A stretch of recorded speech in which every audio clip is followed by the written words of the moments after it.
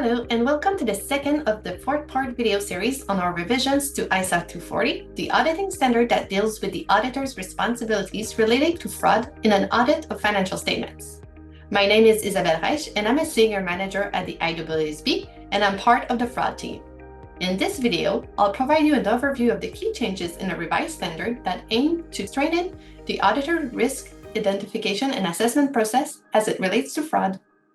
So what were the IAASB's objectives in revising the fraud risk identification and assessment requirements? The board recognized that the extant ISA 240 needed significant updates to align with the enhanced risk assessment framework introduced in ISA 315 revised 2019. Extant ISA 240 included requirements for identifying and assessing fraud risk, but it does not align well with ISA 315 revised 2019 due to the differences in the structure, the lack of clarity of the procedures in ISA 315 to specific fraud matters, and the procedures that are sometimes too superficial to drive meaningful auditor behavior. To address this, the IAASB aimed to balance ISA 315 revised 2019's foundational procedures with enhancement in the revised standard with the following changes. The main revisions was restructuring of ISA 240 to closely align with the structure of ISA 315 revised 2019. This highlighted the integrated relationship between the two standards.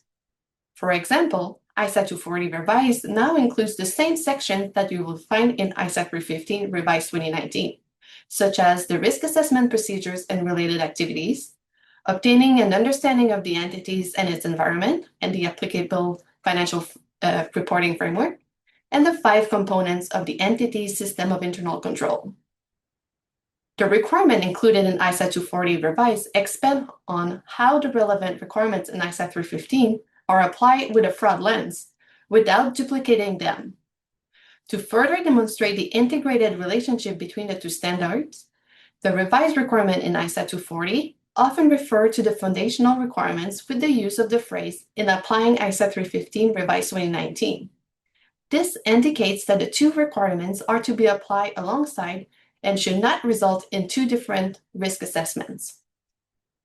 In addition to the restructuring, the revised standard strengthens the auditor's work effort by introducing a requirement to obtain an understanding of the entity's whistleblower program. A study from the Association of Certified Fraud Examiners shows that 43% of the occupational frauds are detected by tips submitted through such a program. Given the importance of such program, the board concluded that adding a requirement was necessary. It should be noted that the application material explained how the design of such program can vary based on the size and complexity of the entity. ISA 240 also strengthened the requirements in application material related to the presumption of fraud risk in revenue recognition by shifting the focus away from the auditors developing a rebuttal and by emphasizing the limited circumstances when it may be appropriate to rebut such presumption. The engagement team discussion must now explicitly address fraud risk factors, the entity's culture, and any allegation of fraud.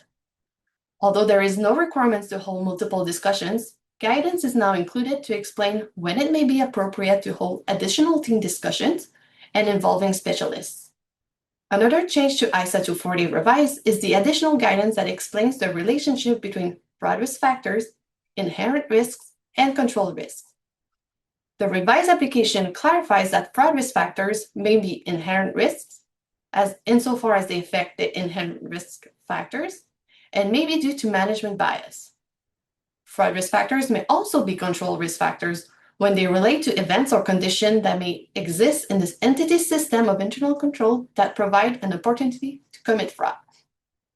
The revised standard clarifies that the risk of management of right of controls exists at the financial statement level for all audits, given that such risks often affect multiple assertions and therefore has a pervasive effect on the financial statements. Just like any other risk of material misstatements due to fraud, risk of management of right of control must be treated as a significant risk. To learn more, visit the Fraud Project page where you'll find a revised standard, the basis for conclusion, and an informative fact sheet that summarizes the significant revisions.